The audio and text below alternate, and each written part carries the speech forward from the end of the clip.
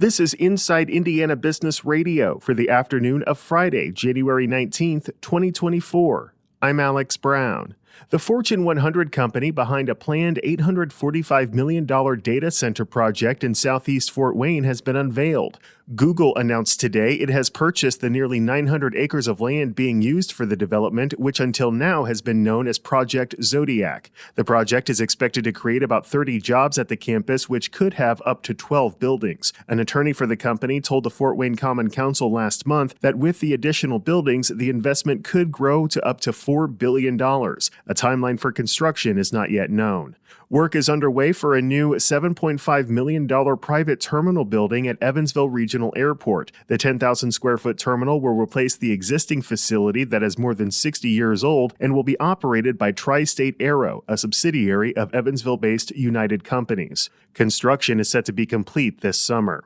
Crawfordsville-based Ceres Solutions is adding to its portfolio. The agricultural cooperative has acquired Monticello Farm Service in White County, though financial terms of the deal are not being disclosed. The company has operations in Monticello and Francisville. Ceres said in a news release that Monticello's 9 employees will join the Ceres team as a result of the acquisition. From the number one source for Indiana business news, this is Inside Indiana Business Radio. Looking for a great way to tip off the 2024 NBA All-Star Weekend in Indy? I'm Gary Dick, inviting you to join business and community leaders from throughout the state at the Economic Club of Indiana Luncheon, sponsored by IBJ Media. It's February 15th at noon at the Indiana Convention Center. I'll be interviewing NBA Commissioner Adam Silver, giving you an inside look at the league and all things All-Star Weekend. Reserve your ticket or table for 8 now at economicclubofindiana.com.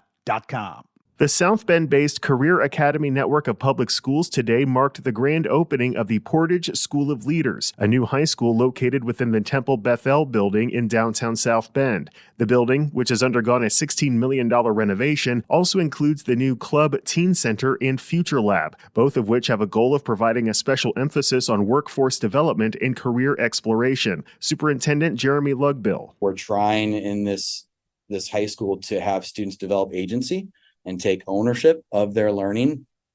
I would say that connection is a big part of what this high school is going to be. We're going to get students out into the community, and they're going to be making connections not only with themselves, but the projects that they're going to be working on and looking at problems of the community. And then again, going through that process of looking for solutions and working with our community partners. That's going to be a big piece. Another part of the learning process, Lugbill said, will be employability skills to give students a better opportunity at landing a job. Such skills include collaboration, communication, and problem solving. A recently announced joint venture between Columbus-based Cummins and 3 other companies has selected Mississippi as the site of its $1.9 billion electric vehicle battery plant. On Thursday, the companies announced they had chosen Marshall County in Mississippi as the location for the joint facility, which is yet to be given a name. Marshall County is in the northern part of the state and is part of the Memphis, Tennessee metro area. The facility, which will make battery cells for medium and heavy-duty commercial electric vehicles, is expected to begin production in 2027. A 190,000 square foot warehouse in Hendricks County is providing major deals on all manner of products. All Surplus Deals manages the Plainfield facility, which houses numerous retail items that have been returned, which are then resold on the company's online auction hub. General Manager Jeff Rexigel. Once you've won and paid for your merchandise, you come to our warehouse here in Plainfield. We'll deliver your product to your car. Customers are able to test and inspect the merchandise that they've bought. We have electronic stations here where you can even plug in televisions. And if they see something they don't like, they're able to return it on site.